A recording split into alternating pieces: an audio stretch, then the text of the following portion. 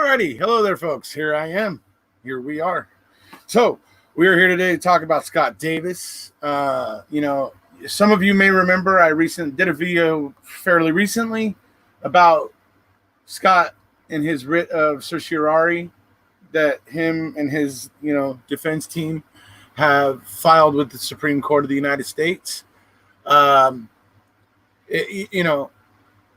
I have some hope for him in that because there is a circuit split in the 11th Circuit that exists in cases similar where they have similar aspects to the the issues that Scott is raising, and that there is some conflict in the 11th Circuit in interpreting, and that is one thing that may cause the Supreme Court of the United States to end up taking the case.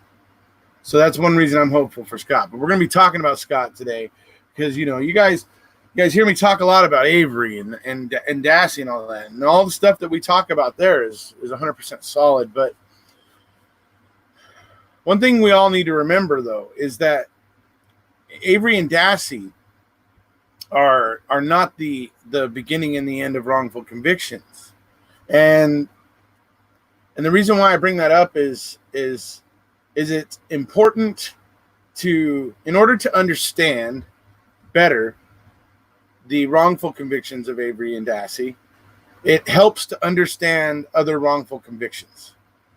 It helps to understand other stories, other sequences of events that ended up in a wrongful conviction. And by knowing what happens in as many of those situations as possible is obviously makes you more informed. And that way, when you are arguing for Avery and Dassey, which is most likely going to be your biggest passion, you're going to be arguing with more well-informed arguments, knowing that wrongful convictions are a bigger problem that go beyond Avery Dassey, and being able to point to the clear examples where wrongful convictions happen in a similar way, or aspects of Stephen Avery and Brandon Dassey's wrongful convictions are similar with other people who have been exonerated. And I think it's good for all of us to know those things.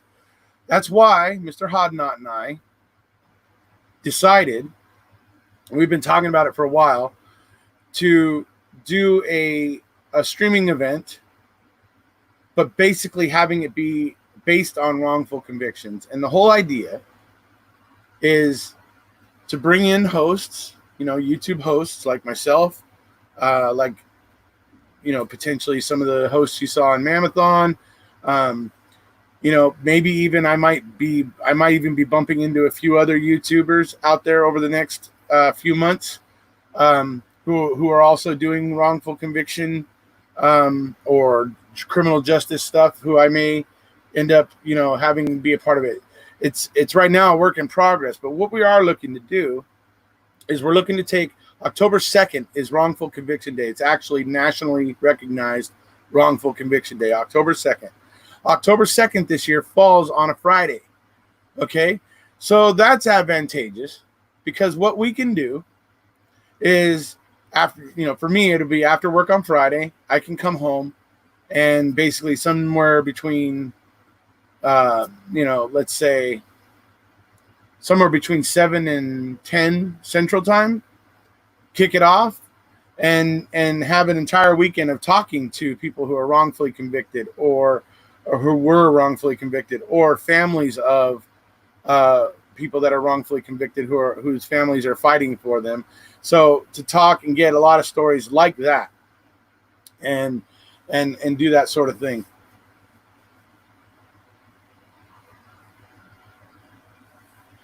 Well, it's not that I don't think people understand. Let me put it this way. So somebody asks, how could someone not think it is important to understand more wrongful convictions? Well, I don't necessarily think that it's a matter of people don't think it's important, but I think sometimes people, their passion is for Avery Dassey, and I think sometimes people lose the bigger picture of wrongful convictions as a whole. It kind of falls. It kind of becomes less important sometimes, and so we don't always continue that focus. That's essentially what I mean. It's what I'm getting at is let your passion for Avery Dassey, let it spill over a little bit. You don't have to become as well researched in all of those cases as you are in Avery Dassey, but having some awareness of them and having some awareness of what happened in those cases and how, so that you have a catalog in your own mind of wrongful convictions, of where you saw particular things happen, so that if anybody ever comes to you later, when you're arguing for another wrongfully convicted person down the line and comes at you and says, oh, well, do you really believe a cop would do this and that and blah, blah, blah? Do you think they really, how believable is it that a cop could do all those things? And then you can go, well, if you look at the Sanchez case out of Minnesota, that's exactly what the cop did, right? It informs your arguments, and it makes it harder for people to dismiss you. So when you're arguing for Avery Dassey, having a wider knowledge helps you be more effective in your arguments. And that's something I'm just hammering home. I'm not criticizing anybody. This is just this is a mantra, you might say. It's something we all need to continue to focus on. Folks, I'm going to be bringing you wrongfully convicted people. I'm going to be interviewing wrongfully convicted people here over the next couple months. You guys know Amanda Knox had to cancel for Mammothon. She wasn't able to make it for Mammothon. But I am still talking to her, and we will hopefully, get a date worked out here real soon, and I will be talking to her. I'm also, you guys saw Ricky Kidd on Tracy's segment of Mammothon. I'm also trying to get in touch with him because I just think that guy's awesome. He is just absolutely just like bounding energy and I love his movement, resilience. I am resilience is actually what it is. So it's IAR, but resilience, folks, that's what he's talking about. That's what he's trying to teach people is resilience. Don't get stuck on the bad stuff that happened to you and let it make you quit. Be resilient. And it's just, he's brilliant. So I am looking forward to speaking with Ricky Kidd at some point. I've been reaching out to other wrongfully convicted people on Twitter, email. So I'm actually working on that, but that's what's going to be happening. And I want to do that because I want to help educate this community even more. I want to help the MAM community round out its knowledge and round out its education. And I know a lot of us have been. I know a lot of us have looked into other wrongful convictions like Scott Davis, which I will be talking about here today. But we have to continue to bring awareness to these cases and talk about them and remember them and like I said, have the knowledge of the experience that other wrongfully convicted people have endured so that it can help us inform our arguments.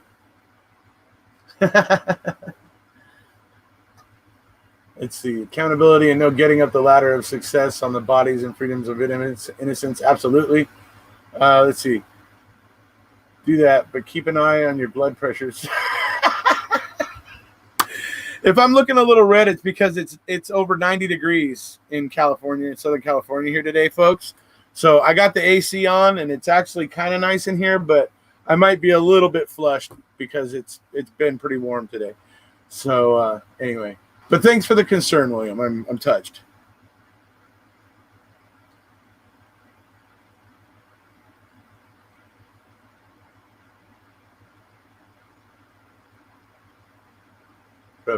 Yeah.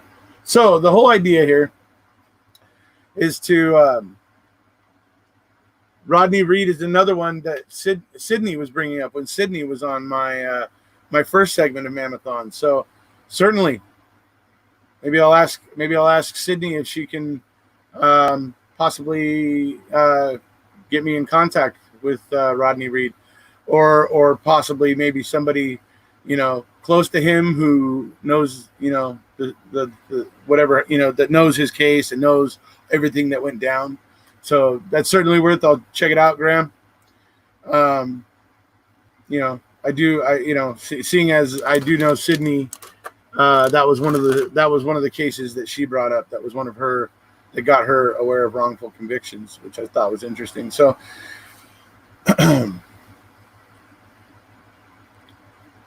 Roddy's brother is on your FB. Right on. Well, we'll work it out. I mean, folks, I am looking to talk to wrongfully convicted individuals. So you all have my email. If you know how to put my email in the hand of somebody who's been wrongfully convicted and exonerated, put my email in their hands. It's erekosemam@gmail.com. Pretty simple. Just my name, Erekose, MAM, making a murderer, MAM, and at gmail.com. So if you have the opportunity to put my email in the hands or in front of an exonerated person, do so. Help me out in that way, and then I can respond to them in emails, and that's where we're headed. This is something Mark Hodnott and I, as well as a few others like Paul, Sharon, who's in the chat. Something we've been entertaining the idea of, and so now we're looking to make it happen. So just remember, like I said, it's looking to go along the week. The October 2nd is Wrongful Conviction Day, which is a Friday, and we're looking to kick it off on Friday night and go like all weekend until Sunday night, basically type of thing. So Sharon has just shared with right here, folks, that right there that Sharon has just shared. That is a playlist where she has pulled together almost all of my videos. She doesn't have the one about the writ of certiorari in there yet. That's the only one I think that's missing. I just went through the playlist before I went live here because I'm going to be playing some clips for you today about Scott Davis. But that is a playlist of the videos, and I'm sure she'll update it after I'm done here. She'll go ahead and add the writ of certiorari, and she'll add this video into that playlist. So that's where, so like I said, that's where I'm headed. I am not headed away from Avery Dassey. I'm still be talking about Avery Dassey here. No way in hell that's going away. That's never going to go away. But I will say, folks, I want to shift into bringing on more wrongfully convicted individuals, exonerated individuals, to just continue to talk about how these things happen, because I think it's important. Okay. The other thing I want to say is right underneath the playlist that Sharon shared there in the comments, Linda has posted my email address. So anybody that can put my email address in front of an exonerated individual, please do so. I'll be greatly appreciative. Thank you. No worries, Sharon. No worries. So, all right. So that's what's kind of what we're looking at in the future here. We got until October, so I have, another, 5 months, to look into it and that sort of stuff. So, and build on it and get it, organized and prepared. So, that will be another huge task, folks, because it is not easy. It's the most difficult part of Mammothon. I'll tell you that. Getting it all organized and getting everybody to where we can all be on the same page and everybody can fit into the time slots and getting all those things worked out and all that sort of stuff, and then getting it promoted. I mean, it takes work. It takes work. So that's what we'll be having to do here moving forward as we head towards October. So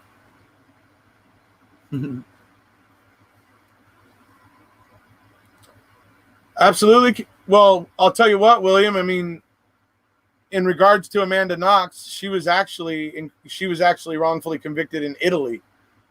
I guess you might. So if I don't know if that answers your question. Basically, yes, I'm open to wrongful convictions anywhere in the world. I imagine Luke Mitchell will get brought up over the course of that weekend, where we'll probably have Dr. Sandra Lean come in, maybe with Paul or maybe with Paul and I, and we'll have, Dr. Sandra come in. I'm sure Sharon, my trusty Ouija, will probably be a host that weekend as well. So any of us could have a little chat with Dr. Sandra Lean about Luke Mitchell, which is over in Scotland. So yes, it's open up to the world. It's not strictly the U.S. And yeah, so that's where we're headed with it. And the idea is to educate people that this happens. It's happening. It happens. And we need to look at it and go, okay, well, look, can we not have this happen anymore? Can we learn from mistakes here and stop having this happen over and over again and put innocent people in jail?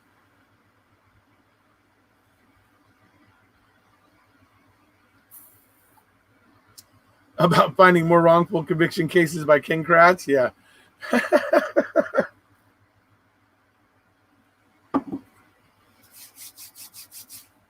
Oh, man. Okay. Okay, so my next warning is everybody in Australia. How many out there do we have from Australia right now? Give me a hey-o.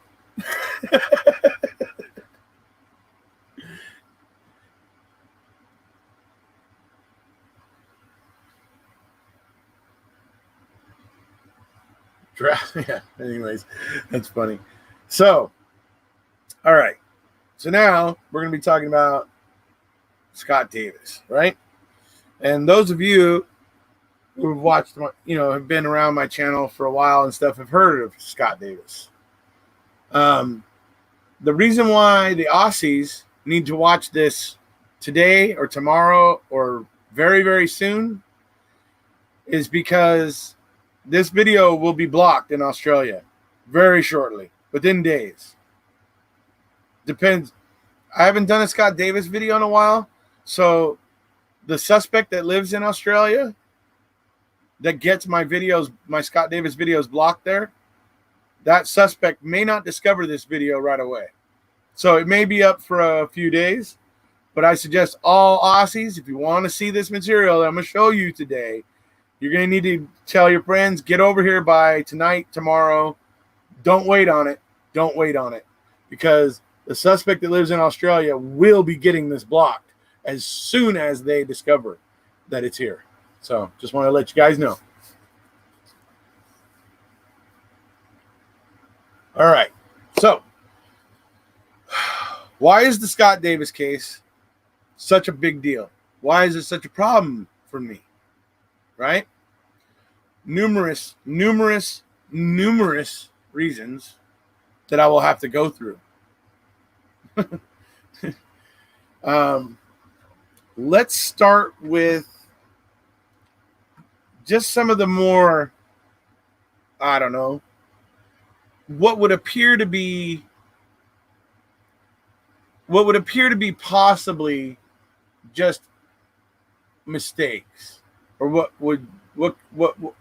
might have just been honest mistakes, potentially, just wasn't on purpose kind of stuff, right? Okay. Well, that'll bring us to the missing pieces of evidence at trial for Scott Davis. Anybody out there? Good day. There you go. Anybody out there, anybody out there know how many pieces of evidence? Anybody out there recall how many pieces of evidence were missing at trial when this was finally brought to trial?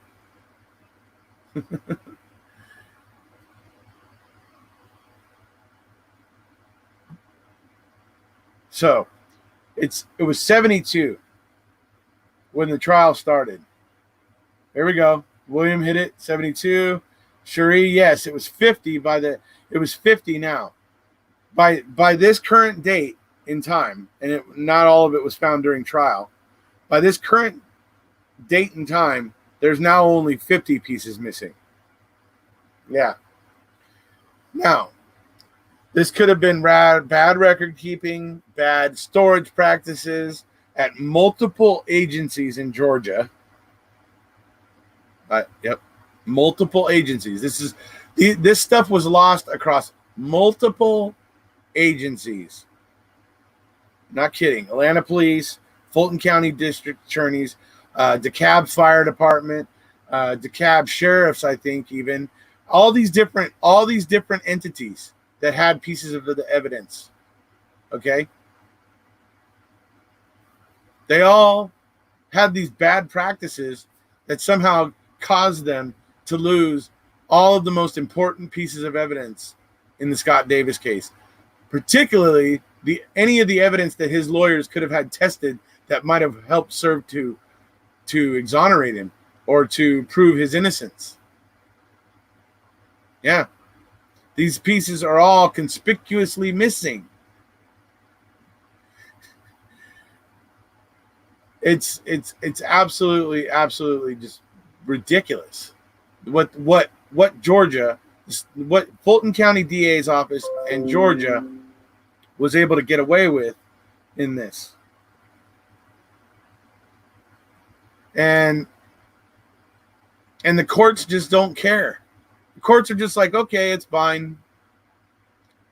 Now that's only one thing I've told you right there, folks. The amount of evidence lost before trial. What I haven't told you yet in this video, I've said it before. What I haven't said yet in this video is that among those missing pieces of evidence, okay, were fingerprints that were found on the Porsche that belonged to the victim that was burned. Okay, fingerprints off of the Porsche that didn't match the victim. Okay, and also didn't match Scott. Conveniently lost, interestingly enough, right? So you have that. You have the fingerprints off of the Porsche. Gone. Never entered into APHIS. Gone. Bye-bye. Then you have some blood that they collected. They managed to collect some blood, and they believed that this blood belonged to the killer. So they compared it to Scott. It didn't match. It didn't match. That went missing. It's part of the missing evidence. It's hard to believe that you would be that careless with biological evidence. That you could be that careless. Unless it was purposeful. But maybe it was an honest mistake. Right? The other part of this that kills me, I'm going to play you guys a clip right now. The other part of this that kills me is the district attorney for Fulton County, it was the Fulton County DA's office that prosecuted Scott Davis. The head DA for that office has given comment regarding the missing pieces of evidence in the past. And I'm going to go ahead and play for you that clip right now.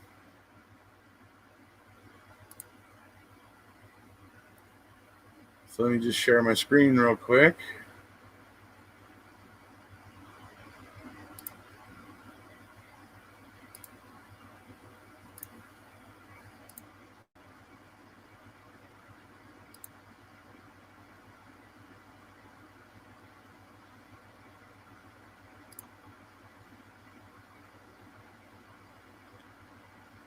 Okay, folks, this guy you're looking at right here is the district attorney for Fulton County DA's office, or for Fulton County, and he is the head DA.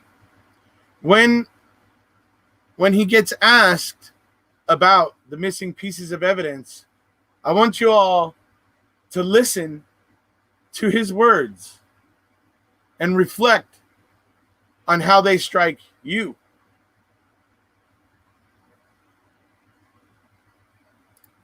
Do you feel that Scott Davis got a fair trial? Without a doubt. District Attorney Paul Howard insists Davis's rights weren't violated and any evidence that was lost wasn't bad faith or intentional. Oh, but we know now that isn't true. Let's see what else he has to say. But in a petition in federal court, Shine disputes that, pointing out an evidence room clerk admitted under oath that she lied on an affidavit about receiving the missing murder weapon, and that her superior told her to do so. Is that not bad faith? If someone lies about on an affidavit and admits it under oath. Jeff, I almost have to laugh when I hear that. The courts have already dealt with that issue. So he almost has to laugh. Right? I mean, this guy is something else. He's absolutely something else. So let me pop this down. Are you kidding me? Right? I have to laugh? You lost 72 pieces of evidence in this case and you have to laugh? You think this is a laughing matter? I mean, so that's one thing where Scott's never going to get a fair shake from him, from the office that he's the head of. The other thing with this case, that I think might, to explain why they went back after Scott 8 years after the fact, when they had originally just had decided to let it go and not bring up any charges against Scott, because they felt that the evidence wasn't really there. Okay, that's why. And then it sat for 8 years, about roughly from 97 until about 2005. Okay, that's when in 2005 a new assistant district attorney comes in to the Fulton County DA's office in Georgia. And her name is Sheila Ross. Okay? Now, Sheila is a very hotshot young lawyer. She's coming up. She wants to make a name for herself. She wants to make a big noise. She's driven and all those things. I mean, she has passion for what she does and all those things. Great. I applaud her. Awesome. Great. So what that drive and ambition, I believe, led her to maybe a bit overzealously go looking into the cold case files, looking for a case, because maybe she was thinking if she could solve a cold case, that it would be a good thing for her career, type of thing, as she was coming in as the assistant district attorney there at the Fulton County DA's office. That's what I think is happening here. I think that's why this thing got plucked out 8 years down the road, and why it was pursued. Because I think also that young go-getter, Sheila Ross, back in 2005, also realized that the victim's family was very rich and powerful, the Coffin family. They were very rich and powerful, and obviously that would only help add to the notoriety that she would have potentially been seeking to get from it. Because trust me, folks, what bugs me about it is she didn't go into the cold case file and find a cold case of some poor widow woman who was mysteriously killed under mysterious circumstances or something. She didn't go find some nobody. She went and found David Coffin and Scott Davis. And so I'm somewhat suspect of her decision making, I guess, when it comes to that. So that's, this is another reason why I got to understand this thing was that Scott was not pursued originally, and there had to be a reason for that. But suddenly, 8 years down the line, a young go-getter, district attorney, assistant district attorney, comes in and decides to pick up that ball and run with it, and nobody stops her. Even when 72 pieces of the evidence go missing, nobody steps in. Nobody steps in and goes, whoa, hold on a second. Hold up. Put on the brakes. What's going on here? This was dropped 8 years ago when all the evidence was there. Why are we digging back into this now when when 72 pieces of it, a lot of it critical pieces of evidence, are missing? Why are we revisiting this now? and why somebody wasn't asking those questions then. Now, I have nothing against Sheila Ross. I believe Sheila Ross is truly a conscientious individual in probably most respects, and wants to do a good job, and wants to take criminals off the street, and wants to keep the people safe, and that sort of thing, right? So, I mean, I honestly believe that she, in her heart of hearts, that's what she wants to be. But I think as a young attorney coming in, becoming the assistant district attorney at such a young age, that she was looking to make a name for herself, that she was looking to validate that she was chosen to be there. I don't know. But even if she wasn't, there's a lot of reasons why this case, why the appeal of this case over any other is suspicious to me.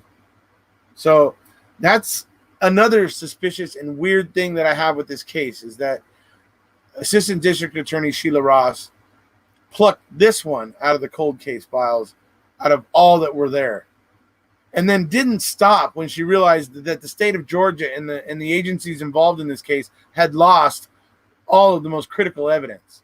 She didn't hit a speed bump at that point and go, oh, you know what?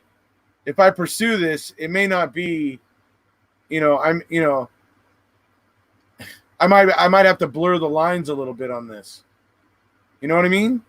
That's the only way. Well, more than a little bit, but yeah, I mean, she just plowed forward, finding out that all that evidence was gone. And that's the problem here, is that this doesn't seem to have been done in a sober way by the state or the district attorney's office. So like I said, there was a lot there to make it interesting that this was the case that was plucked out by Sheila Ross out of the cold case files. That's the other thing. That's the other thing about provoking. Yeah, okay. Wasn't Scott running for office? When he was arrested, he was living in California. It was right when we were having the recall election, where Arnold Schwarzenegger ended up being elected. But yes, he had entered the race when he was arrested and brought back to Georgia to face trial.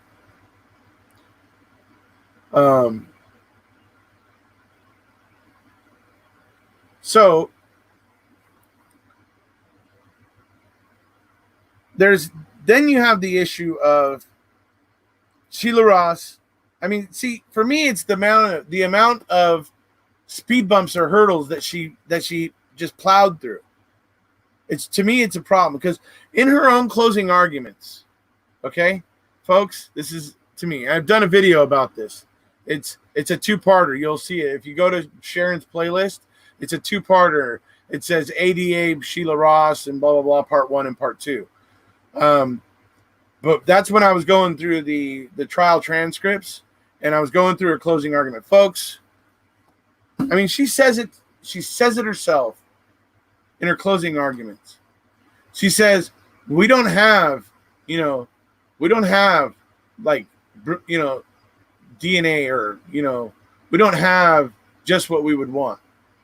We don't have DNA or hard evidence or anything like that. It's a completely circumstantial case. She's telling the jury this, right? And the idea, I think, here is to tell the jury, look, yeah, we're doing we're doing a circumstantial case here, and so yeah, sometimes the standard for a circumstantial case is difficult. And she goes on to explain about that, and she says, in a circumstantial case, you can bring a circumstantial case so long as you have ruled out every single person involved except for the person on trial. She said that to the jury. Sheila Ross said that to the jury in court. She also said in her closing argument, it's funny because it was actually it was almost like 2 or 3 pages before she made the comment I just told you. But also in her closing argument, she tells the basically the jury, she says, look, we don't know if Scott told Megan or if Megan told Scott or whatever. It hasn't been proven or whatever, right? In her closing arguments, because obviously Scott's defense team had raised that, right? So what she did was she clouded the issue. She said it was like a game of Abbott and Costello with Scott and Megan pointing the fingers at each other. Right? Okay. The fact of the matter is, they didn't have the phone records from the neighbor's house. Okay? That would be David Coffin's neighbor. Because while David Coffin's house was burning with him in it, okay? With him in it, with a gunshot wound to the head, okay? That somehow, while the house was burning, only Megan knew about. So at trial, for some reason, nobody got the phone records from the neighbor's house where all these calls took place. Okay? And when that came out, it was definitively proven that it was Megan that had called Scott and told him. And there were witnesses around her that heard her say it. And these witnesses that heard her say it, they weren't friends of Scott. They were no friends of Scott. Okay? One of them was a very, very dear friend of David Coffin, a guy named Craig Foster, and his girlfriend. Okay? And they both heard Megan say that. And the phone records prove it was at 12:18. And so the prosecution kept pointing to this call at 12:23 that Scott made to his private detective. And Scott made the call to his private detective and basically told his private detective, like, oh man, he's been shot, or whatever, David Coffin's been shot or whatever. He's telling his private detective that. So the prosecution was using that as damning information, that Scott had information he shouldn't have had. This was all part of the case to convict Scott. You understand how they did that? But they didn't. Had they done their job and gotten the freaking phone records from the neighbor, and they had plenty of cause to look into this. The very first night, while Scott was still in the interrogation room, Detective Chambers had the information that Megan had been the one to tell Scott. He had it that night while Scott was still in the interrogation room. And he ignored it and never, ever looked into it at all. That's why they didn't have the phone records for the neighbor's house. Because they didn't care.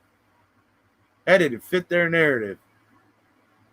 And so what they had done is just told the jury, we left all the phone records or whatever in the jury room so that when you guys are deliberating, you can go through them. But guess what wasn't there? The one thing that would have shown the jury when Megan made the call in question. Those weren't there. Is it another mistake? Another coincidental mistake?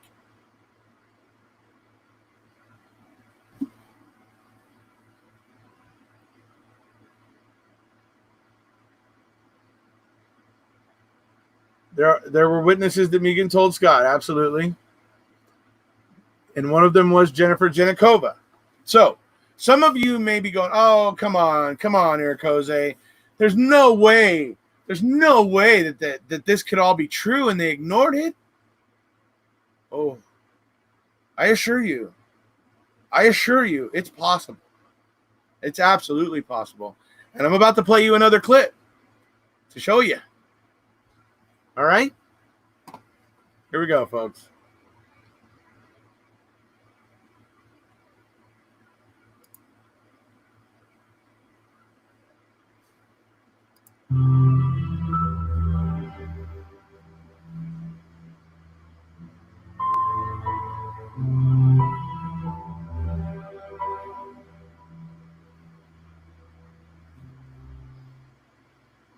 Wouldn't it therefore, though, it makes sense that if Megan did in fact tell Scott and the others that evening, and that she was the first to say that, shouldn't she be considered a suspect? Oh yeah, the only thing is, when Joe Disley, when we did the song record, Yeah. the song record, from my understanding, they back because we gave over Joe Perfect.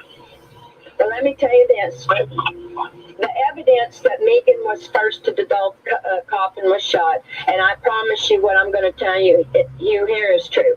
Jennifer Genacova, her last name is spelled Jenacova, Jennifer Genacova. She was Megan's best friend. She confirmed that Megan called her at 12:08 a.m. that first night from the Coffin neighbor's house, the Limburgers, Limberger house, from the Limburgers house. And Megan she stated that Coffin was shot in the head. And Jennifer Genacova and her husband were so shocked that they wrote a note, a contemporaneous note that morning, memorializing those words of Megan and the time that was on the microwave and the answering machine. And the first time Scott and Megan spoke that evening was in fact 10 minutes later, after Megan had called her friend. When Megan called Scott at his house, it was at 12:18 a.m., exactly 10 minutes later. This is verified by the phone records. On this call, she told Scott that David is dead. He was shot. This is when Scott was told as he stated. How do we know this is true? Craig Foster, David's best friend and Craig's girlfriend, heard Megan say exactly what Scott claimed. They were standing next to Megan when she called Scott and told him this. They were confused themselves. I understand it. Yeah. They were confused. This Craig Foster and his girlfriend, they had been confused themselves that evening at how could she possibly have known this. This is verified in an Atlanta police interview with Craig Foster and his girlfriend. Foster also testified to this in court and in fact stated that he told Detective Chambers that first evening that Megan had told Scott this. That was testified in court. And Megan, then she changed her story and told both the Genacovas and the Assistant District Attorney Joe Buford, that she might have in fact told Scott Coffin was shot. This was just a few days after the murder. And then District Attorney Powell Howard verified this, that this had happened when he testified in court. And it was about, and that was in 2006. And it was about a year after the murder, later, when Megan completely changes her story again and says that Scott had told her Coffin was shot. This was after the huge reward was offered from the Coffin family. And in addition to the fact her changing stories are very suspicious. No evidence whatsoever supports this version, and it is fact impossible based on the timing of the calls as documented by phone records and the testimony of the Genacovas. The Genacovas had no motive to lie, and in fact have every reason to support Megan since Jennifer Genacova and Megan were best friends. You got that right, folks? That Jennifer would have no reason to lie. In fact, she would have reason to want to possibly maybe help Megan and not say anything. But she was so disturbed, she even told on her friend, basically. I mean, that should tell you how rock solid that statement is. And a little further, just like I was talking about earlier, the guy that told Detective Chambers that Megan had said this was David Coffin's friend. Not Scott's friend, not Megan's friend, not anybody else's friend. He was David Coffin's friend. So he would have no reason to try to say anything to help Scott, right? Anyways, all right, here we go. The Genokovas also had no way of knowing that first day how important the timing of Megan's call was. It seems clear to me that Megan was lying and somehow had guilty knowledge. This is what is supported by the evidence. But it seems no one on the prosecution team bothered to investigate it. I want to ask you a question because I think your honesty, and I want to know you're honest, and I want to know the truth.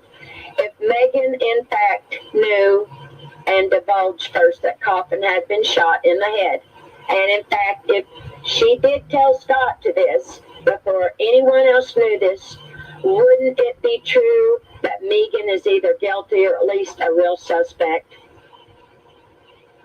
Yeah, of course. Okay. And to be fair, this is what everyone claimed made Scott the killer. If Megan was in fact the one who told Scott and the others, as evidence clearly shows, don't you agree she could be guilty or somehow involved? Well, that's what Joe Burton was saying later on once he got off the case. So wait. Did he just say that the old assistant district attorney thought that it might be Megan? Oh, that's interesting. Certainly the new one didn't.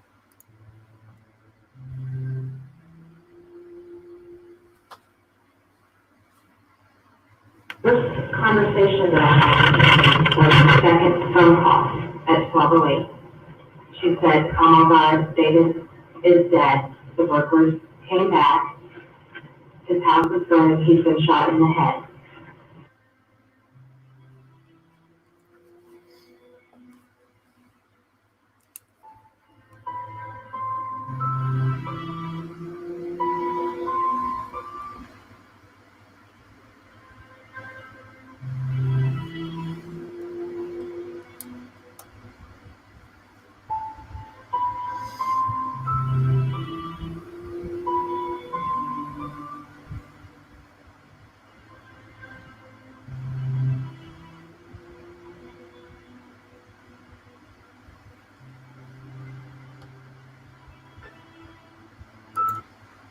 All right.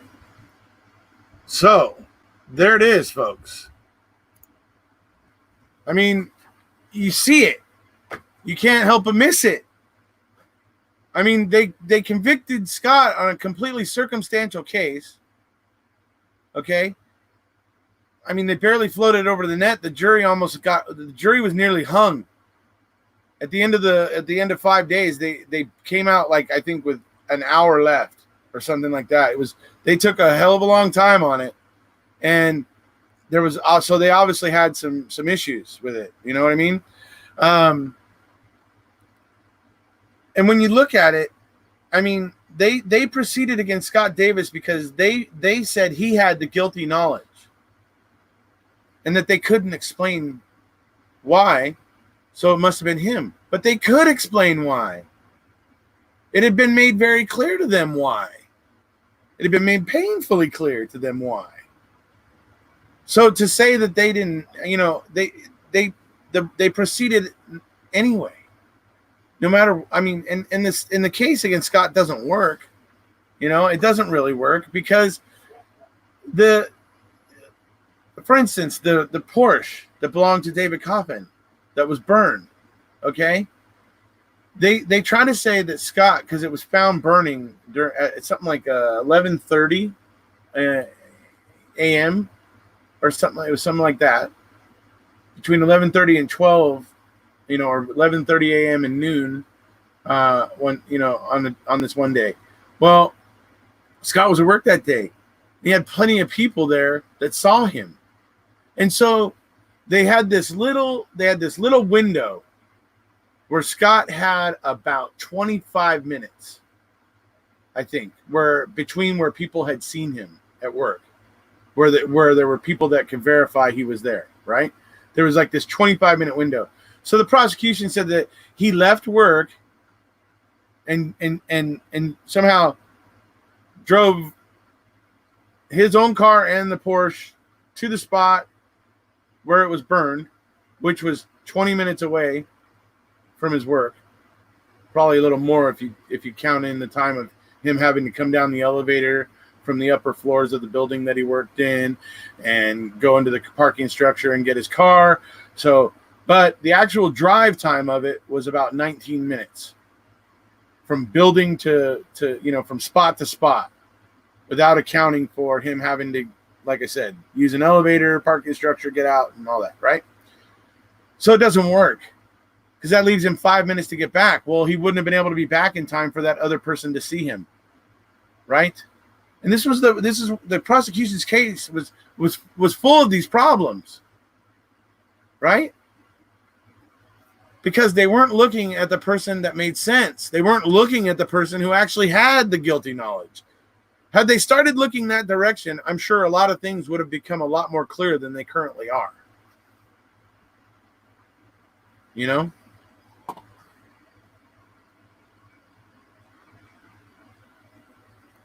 Yeah, so he's been in prison now. So it's been pretty much about, let's see. He went on trial in 2005. So yeah, we're looking at about 15 years he's been in. He's been in, for about 15 years. So, it's unfortunate. And so now, here he is petitioning the Supreme Court of the United States. He's gone through all the appeals. Georgia's basically saying, oh, no, it's fine. It's good. No problems here. He's got evidence that he needs to get in, that the state of Georgia is basically stonewalling him. They won't allow him to get it in, and there's no courts making the state of Georgia, hold a hearing or allow a motion to be filed.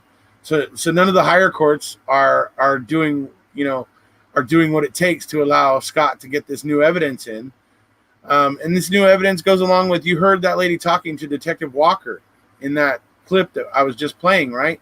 Detective Walker was the other co-lead investigator in the Scott Davis case, in the David Kaufman murder. You heard what he was saying. He was talking about things like, yeah, that's what ADA Joe Burford thought towards the end about Megan, and all those things that he was saying. Well, now he's come forward. He has written an affidavit, folks, an affidavit that affirms everything Scott has been saying about the interrogation tapes for the last 15 years. Okay? The state, Paul Howard, the guy who says he has to laugh, who thinks this is all very, very funny, right? Paul Howard, the state, Detective Chambers, all of them have been claiming absolutely, with absolute conviction, for the past 15 years that there was only one interrogation tape. And Scott has been maintaining that there were two. Okay? And they even brought in audio analysts, and actually proved where you could hear on the one tape, you could hear another tape player being, buttons being pushed, tape being ejected, and making all those sounds. And so they were able to, they tried to prove that the courts wouldn't accept that. Now they have an affidavit from the co-lead detective in the case who says there were two tapes, two sets of transcripts, and I delivered all of those to ADA Joe Burford. Okay? So that means there were two tapes, two sets of transcripts that were delivered, and the Fulton County DA office and the state of Georgia have been lying about the second tape for 15 years. And Scott wants to get this evidence in. Okay? But they are blocking him. He can't. The higher courts won't order it they won't remand it for him to bring the evidence in, and it's just ridiculous. It's ridiculous, and it's like I said, you guys seen it for yourself right there. The records, the phone records, everything. Megan's own friend, who has no reason to have any love for Scott or to want to help Scott, should have had every reason to want to help her own friend, who is telling us that Megan said he was shot in the head. Also, I thought was interesting, folks, is Jennifer Janikova also says that Megan said the burglars came back. That is so interesting, folks. It's so interesting. You know why? Because a couple days before David Coffin was killed, his house was burglarized. Yeah. But they never found any of that stuff at Scott's house or in any way connected to Scott. None of it. Right? And what does Megan say that night? The burglars came back. And she knows that David's been shot in the head. I think Megan knows who did the burglary. I think she knows. I'm going to leave it at that. I think she knows who did it.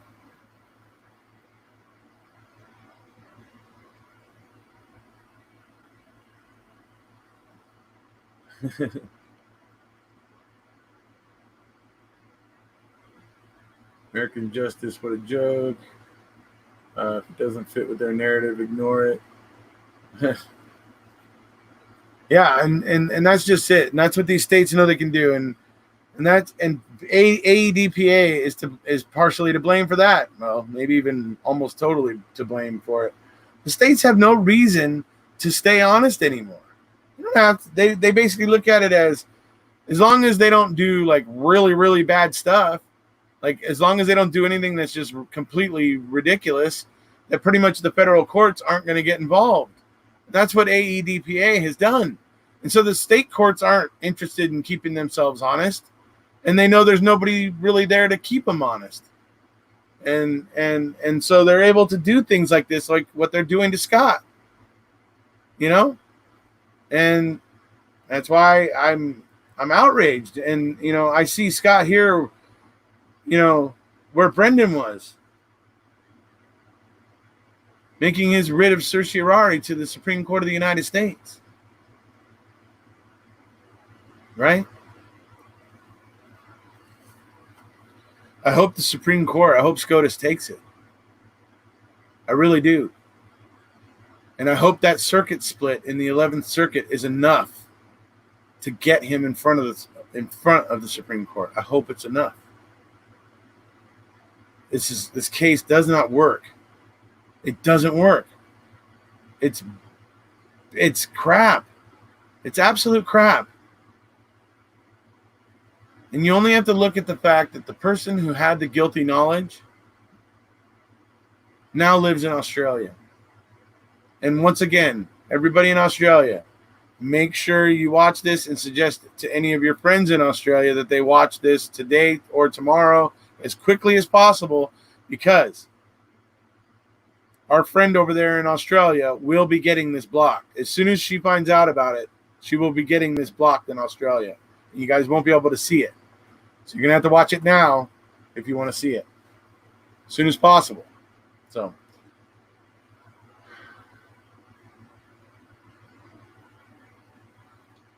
yeah, Sharon brings up another point, that you have Megan, who somehow knows he was shot when his body is burning in a fire, right? How does she know that? The only way she could know that is if she was there before the fire started. You understand, right, folks? That in order for her to know he was shot, she would have had to have seen that he was shot before he was in a blazing inferno. Or, right? Logical progression, right? So then I'm going to tell you this, that David Coffin's last call on his house phone, okay, which he was standing right by where they found his body in the kitchen. He was standing right by a phone.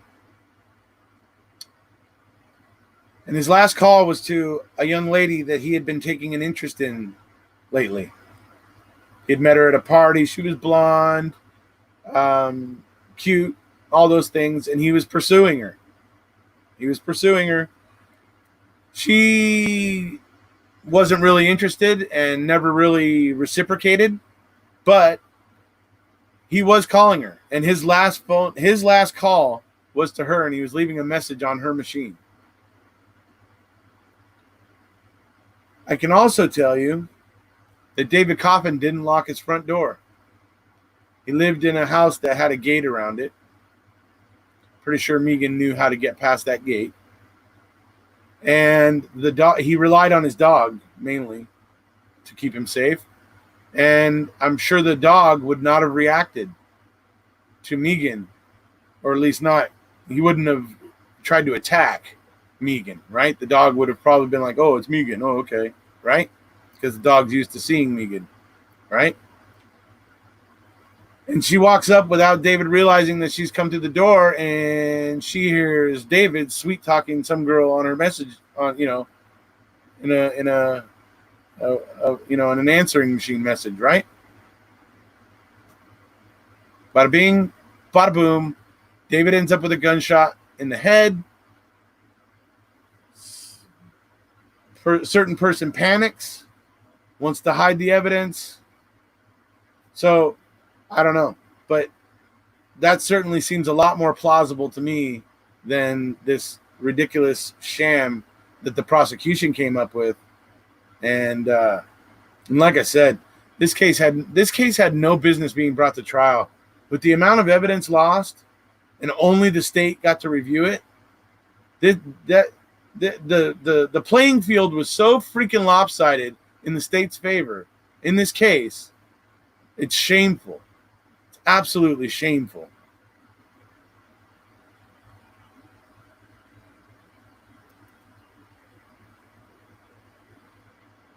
Yeah, a dog would have been used to her, absolutely.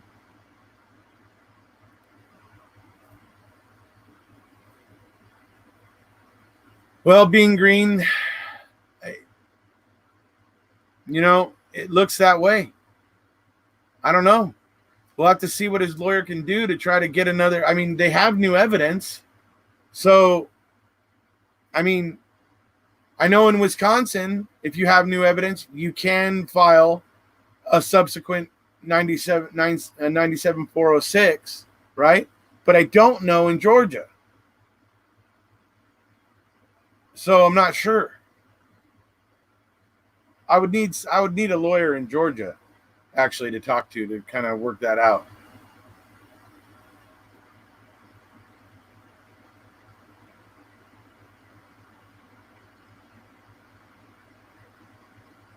So it's, yeah, I mean, this is the things that are just, about this case that are just,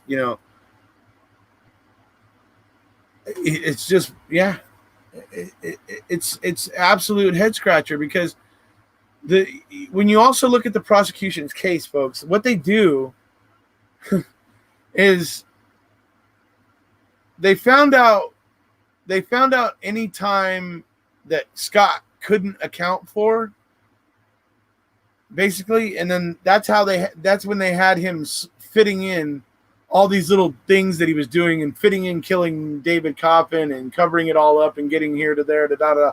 Like, they had him fitting in all of these things into like these tiny little windows where I mean, short ones, like 10 or maybe even 15-minute windows that where they couldn't prove, it was like between phone calls at his house or whatever, where they felt like they had enough of a gap, and then they would try to say that during that 15 minutes is when he went over and did this. Drove over to Coffin's and, or during this 25 minutes, he drove all the way to Coffin's, killed him, did all this, set it on fire, drove home, all this stuff like they try to say happened in between like two phone calls he got at home. Right? It's like, this is what they try to do. And they're trying to, like, just have Scott fitting in all this mayhem into all these different windows of time. And it's just bizarre. When Megan is the one where it would just make the most sense. When you look at it and realize David Coffin was pursuing another young lady, and a lot of things about Megan, folks, that are, not flattering for her. She was manipulative. She liked, living the high lifestyle. She liked living, well. She, she was accustomed to kind of, the silver spoon, I guess you might say. She gravitated to wealthy individuals. While she was married to Scott, she was having an affair with two men, affairs with two men in New York. One was a really surgeon, who was making a great power, was well known and making a great deal of money, and then also a billionaire in New York that she was having. She would fly off to New York on occasion to go see these guys. Right. This is while she was married to Scott. So she certainly had an eye for the better things in life, and I think that's another reason why she was drawn to David Coffin. And I think since she was getting rid of Scott, and she was drawing closer to David Coffin and wanting David Coffin to be the guy, she wanted him, but I'm not so sure David really wanted her. Now, David Coffin Sr. claims that David Coffin said that Megan was the one, but I don't believe that, because the evidence shows me that David Coffin was still talking to this other girl, and I'm not faulting David Coffin, but he was a bit of a playboy. That's the lifestyle he had chosen. And so to suddenly believe that Megan was going to turn David Coffin around and tame him and marry him and change him from the lifestyle that he was accustomed to, that's a little bit hard for me to make that leap. Because I don't think that David was really wanting to make that leap. Not from what I see. What I see is David Coffin enjoyed going out with the ladies, and he enjoyed the ladies. That's what I see. That's the empirical fact. I'm not making any judgment by that. There's no judgment in that. It's just an empirical fact. So...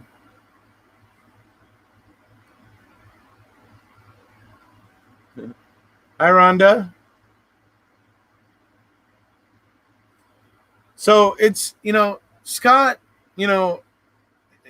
it's terrible that Scott is stuck in prison.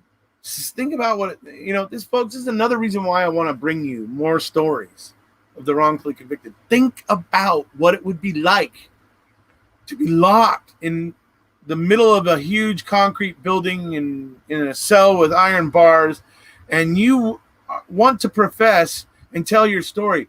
Who the hell's going to listen? Right?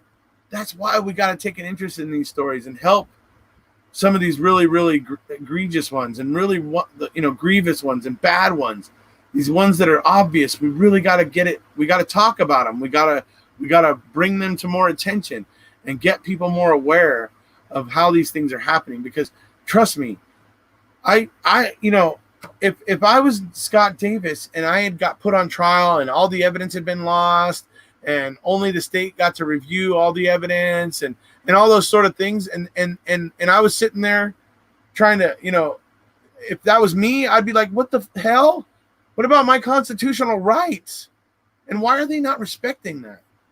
How can they say it's a fair trial? I mean, this is bizarre to me. The whole Scott Davis case is just a mess. And they really made a pig's ear of it. That's for sure. So as I said, this is going to keep us moving, forward. But as I said, I'm going to keep talking about other wrongful convictions besides Stephen and Brendan. That doesn't mean I'm going to stop talking about Stephen and Brendan. That's not going to happen. But I am going to start talking more about wrongful convictions in general, and trying to get, more exonerees on and have more chats and discussions with actual exonerees, so that everybody can learn more and more about how these things happen, and to inform you better, to inform all of us better, so that when we are arguing passionately for Stephen and Brendan, we have practical knowledge that allows us to argue and keep it classy, right? A big part of keeping it classy is being informed. I don't know if I've ever said that before, but it's true. Big part of keeping it classy is being informed. And that's what I want. I want to get us all informed. I want us to all understand how these things happen. It's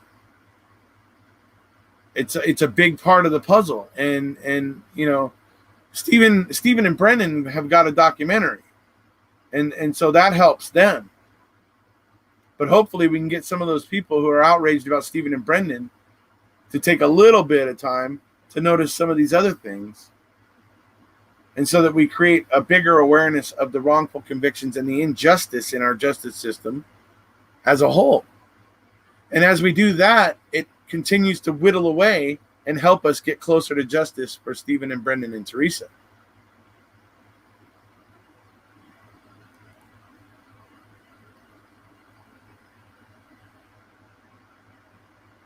Johnny had Adam Brazil. I've been wanting to message the Brazil camp, and I may do that very soon. I've been reaching out to some others.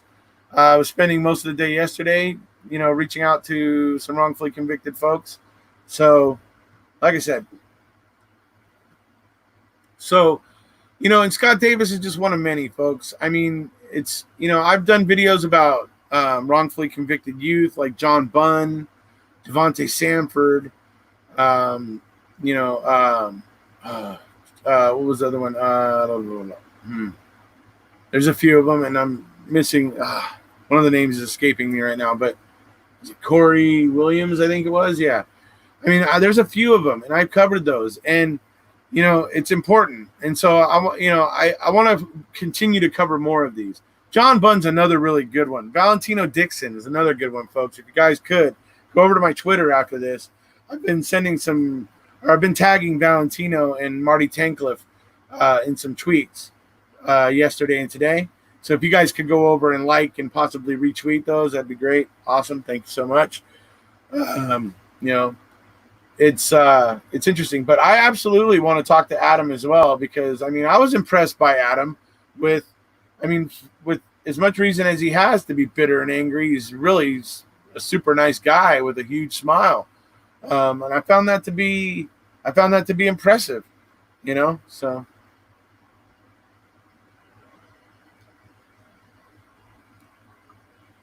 You don't have to keep up with all of them the way you keep up with Avery Dassey in terms of the detail that you look into Avery Dassey. But if you have a basic awareness of the issues in a lot of these wrongful convictions, and you'll start to see the things that I've been telling you guys, that there are common seams or common threads or common themes that run through wrongful convictions. I'm not kidding. There are definitely common thread seams or even themes that run through them. Similar things, similar actions by law enforcement or investigators that cause things to go off the rails, and things like that. Even, a fair amount of the time, honestly, it was an accident. Most likely was an accident, But I think a certain other amount of times, I think some people do what they do knowingly, because they have reasons, I guess you might say, for whatever those reasons might be. Generally, the reasons tend to be based in ignorance, some kind of ignorance, such as classism, racism, various other isms. usually is what it is. But, sometimes they're just honest mistakes that get made. And our system just hasn't learned that those mistakes are causing innocent people to go to prison. Then again, a lot of people know certain things are happening in our criminal justice system, and they're just doing nothing about it. Right? That's what's going on. Look at what we've seen with Brendan. The data's coming out pretty much, definitively, illustrating the fact that kids like Brendan Dassey are easily malleable in the hands of investigators, that we can't be allowing that type of interrogation with kids like Brendan. And we see all this proof and analysis that shows us this is the case, and the courts just don't want to hear it. They just want to keep on trucking. Business as usual. Keep on trucking. So, anyway.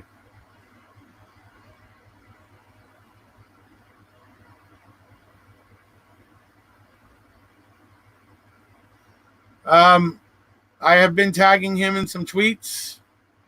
If I get a response, I'll let you know. Maybe possibly after, when Amanda Knox and I eventually get together for our little chat. Maybe I might be able to get Ryan to respond to me. So we'll see. We'll see how it all goes.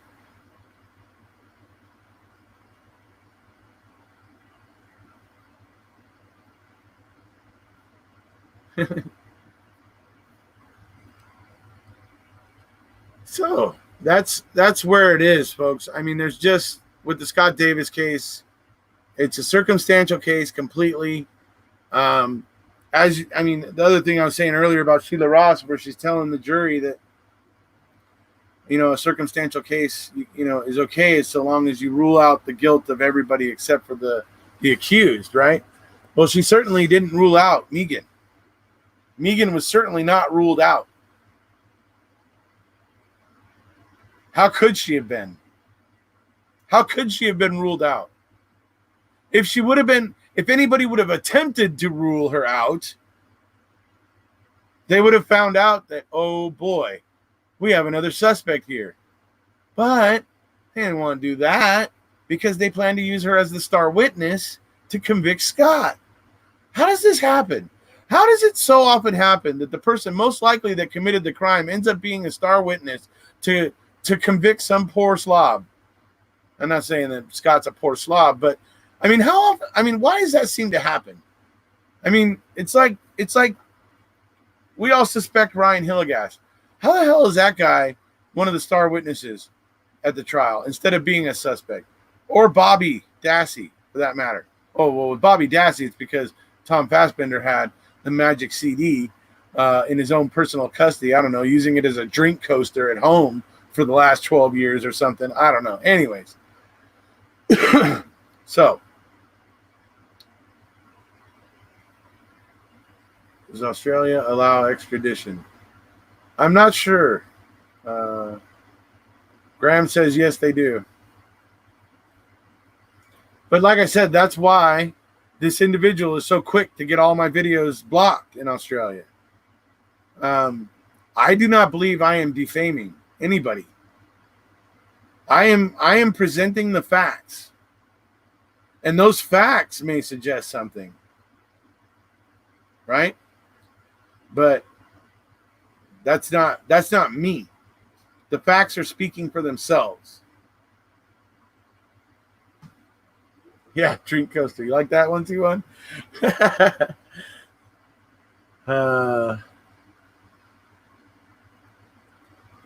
So yeah, it's bizarre. It's this case. This is one of the very, very first cases besides Avery Dassey that I got interested in. And I heard about it and watched a couple videos, and then so I got the court transcripts and started, reading through the court transcripts and stuff like that, and looking at what was lost and gone and not, what wasn't investigated, and just seeing the obvious missteps in it.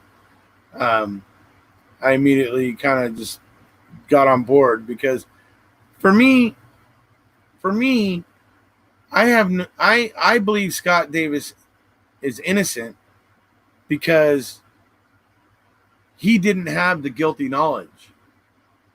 It wasn't him. They claim that's the reason why they went after him. But in actuality, Detective Chambers knew that night while he was interrogating Scott still, he walked out of the interrogation room and found out that Megan had told Scott about David being shot. He found it out that night and he ignored it. Okay?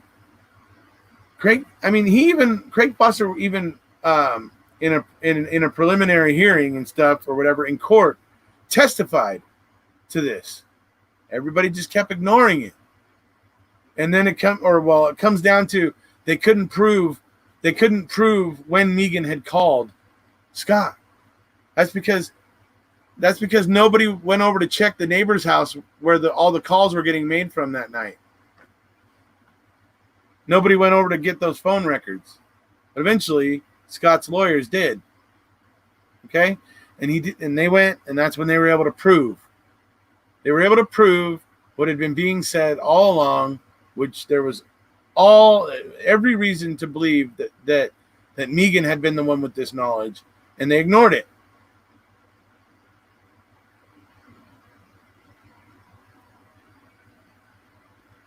Al done it. Rhonda, I don't know why they ignored Megan. I don't understand it. It doesn't make sense to me. Yeah. Other than in 98, maybe that's when this all happened, 97, 98.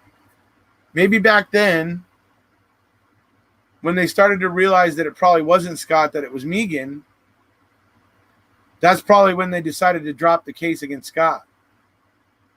And they probably didn't pursue Megan because they figured they would probably have a very, very hard time convincing a jury to convict Megan. And so I think they just let it go. And that would have been the end of it, I think. Personally, I think that would have been the end of it. But like I said, we had a young up-and-coming go-getter young attorney, Sheila Ross, who came in as the assistant district attorney there in Fulton County, who then went digging through the cold case files and plucked out the one that involved two very rich and wealthy families. You know, to me, that doesn't seem like a coincidence. You know what I mean? Yes, Megan came from, I believe, Connecticut, I believe it is. And yes, she had I don't think they were like uber ultra rich or anything, but I believe that they had a pretty nice lifestyle. Megan growing up in her family.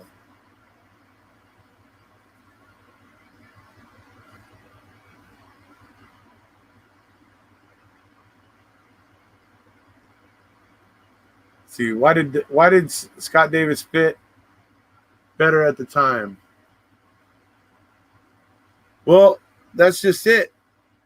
He never really did. That's why they dropped the case back in 1997 and 98. They dropped all charges against Scott back then. You know? So it leads you to believe that tells you right there they knew that it wasn't really a good fit for Scott. That they must have had doubts. Right? So it's like I said, you say why did they feel Scott Davis fit better? I believe they didn't believe that, but I believe when Sheila Ross, up and coming young attorney, Sheila Ross came in as the ADA, I believe she thought it was a better fit because it allowed her to prosecute that case. Right? And enough time had passed, and with all the important evidence that Scott would be able to use to potentially test and point at somebody else or exonerate himself was lost. So she felt like she had him hemmed in. And so she went forward. And they ignored Megan. I mean, you saw that clip I played for you, folks. Megan's changed her story 3 freaking times. 3 times.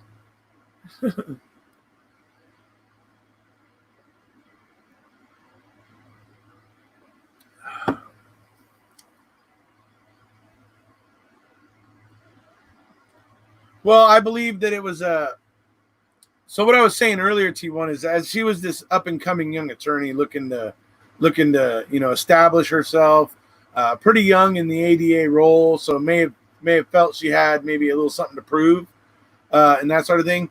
And so I think she went diving into the cold case files.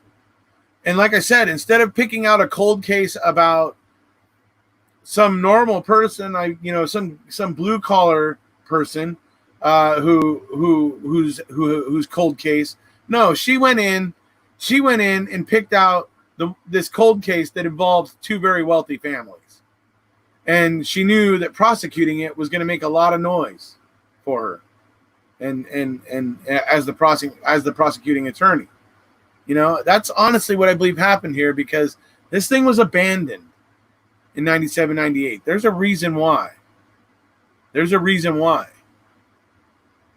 I believe that reason why is because, number one, they didn't feel that the case added up against Scott. And number two, they were starting to realize that Megan was the one that seemed to know that David Coffin had been shot while his body was still in a fire.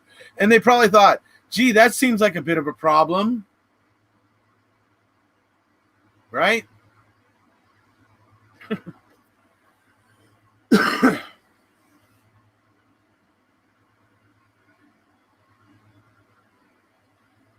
Yeah, you can check out the playlist that Sharon's been sharing.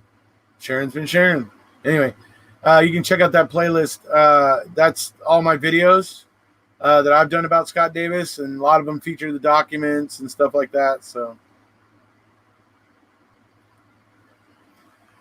all right, so we're about an hour and a half. So I'm gonna go ahead and wind it down here. I think we've got some good information. Some things on my shelf there. Some good information, and like I said, share this video on Twitter and stuff.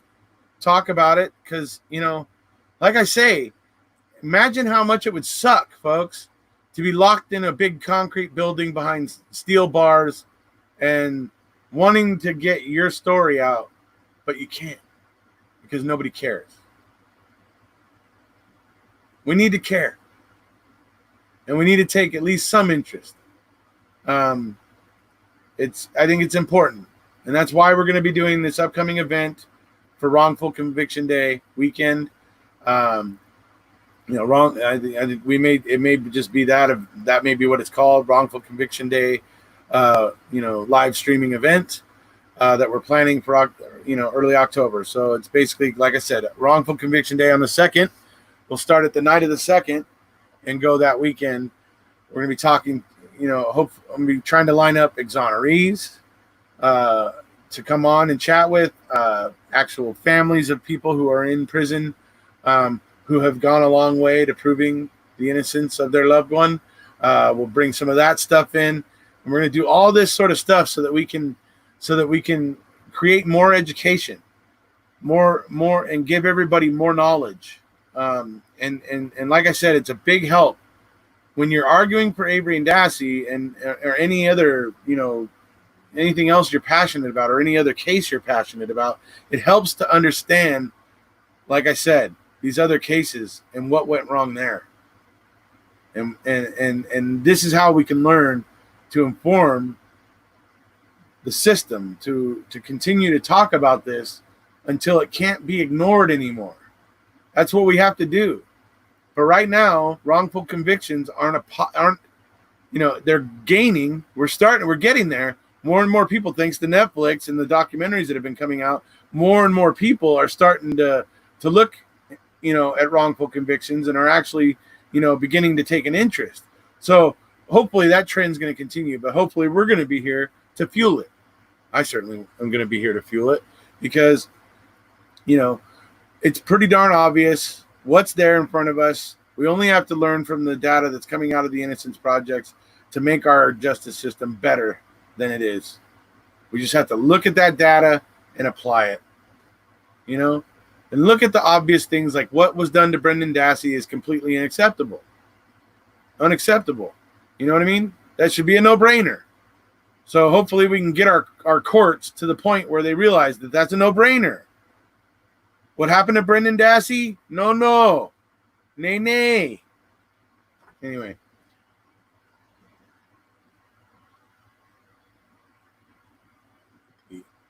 Oh, the AD. The ADA. You mean Sheila Ross? Yeah, maybe. I'll tell you, folks. Paul Howard and Sheila Ross they're not up to any good, folks. Recently, there was a crime scene, a DNA analyst, I believe, in Georgia, worked at the crime lab in Georgia. And he was looking into a wrongful conviction case down in Florida. And he was testifying for the defense in this case down in Florida. Well, the prosecutor in that case in Florida, folks, in freaking Florida, got pissed off that this guy was testifying. And so this prosecutor in Florida called Paul Howard and Sheila Ross at the Fulton County DA's office to get them to put pressure on this guy. Dude ended up getting suspended from his job and let go, and it was wild. It was wild. He wasn't even in Georgia. He was testifying in a case in freaking Florida. Yeah. So trust me, Paul Howard and Sheila Ross are not the good ones.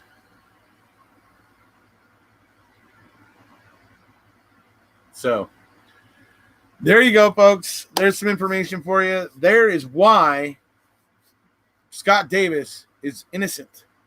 There is why Scott Davis didn't do this. There is why it's pretty darn obvious that it was Megan.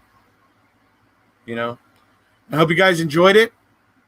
Be looking forward to more content like this in the coming months. And as I said before, I'm still talking with Amanda Knox. Should be lining that up for the very near future. I am looking forward to that because I think it's going to be brilliant. I've been listening to Amanda's podcast. She's putting some really thought-provoking stuff out on her podcast, and they're not terribly long. Sometimes they're longer, about 20 or 30 minutes, but a lot of times they tend to be somewhere between 8 and 12 minutes. And she just kind of, delivers, what she wants to talk about and a point she wants to make. Anyway, I've been finding it very interesting. So if you guys don't know, it's True Crime Stories is the name of the podcast. Go over and give it a look. It's very, very interesting stuff. So I'm very much looking forward to speaking with Amanda Knox, and will be hopefully very soon. And I'm very much hoping to be speaking to Ricky Kidd in the near future. I think that guy's brilliant with his I Am Resilience movement.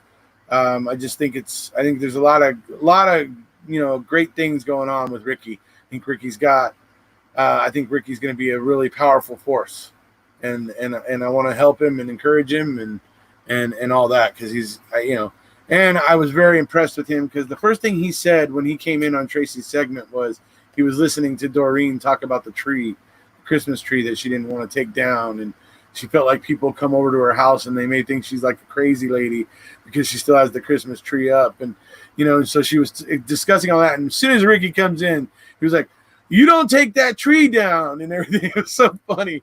He was like totally reinforcing her. I just instantly liked him. And then I've been checking out his Facebook page here recently, folks. If you guys want to check it out, it's Ricky Kidd Freed, I believe is what it is. And if you guys want to go check out his page, and it's about his organization, I Am Resilient, that he's building. he's very eager to get out and talk about wrongful convictions and spread the word and all that sort of stuff. So it's very interesting. Hopefully going to be talking to him. I want to talk to Valentino Dixon, folks. I really am trying to get a hold of him because I like him. He's another wrongfully convicted gentleman. But the interesting thing about Valentino Dixon is he was having trouble getting his case heard until he started. He had a really good art. Was really good at art with drawing with colored pencils. He was really good at it. And a warden saw how good he was, and so a warden came with a Golf Digest magazine one day with a golf course, picture of a golf course in it, and Valentino drew, like, I don't remember which hole it was. There was one hole on there that the warden wanted, and so Valentino drew it. And after he drew that one and gave it to the warden, who liked it, Valentino was drawn to these golf courses and everything looking so manicured and but at nature, and there was the order and the nature and the hint of disorder, being because it's nature always there at hand or whatever. But no, he does these brilliant drawings where he recreates these golf courses. It's just brilliant. Planning to get one of his paintings one of these days, but I definitely want to get him on and talk to him here on the channel at some point. So I'm looking to do that. So I'm looking to get that going. Mark and I hopefully will get rolling on more of the planning for the Wrongful Conviction Day streaming event, and we'll keep you guys up to date, obviously, when we know more. So, all right, folks, thanks for tuning in.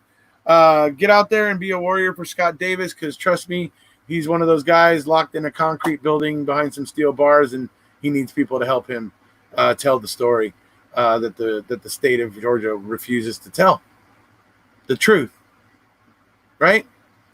So, tell the truth, folks. If you haven't already, please hit subscribe. We'll see you.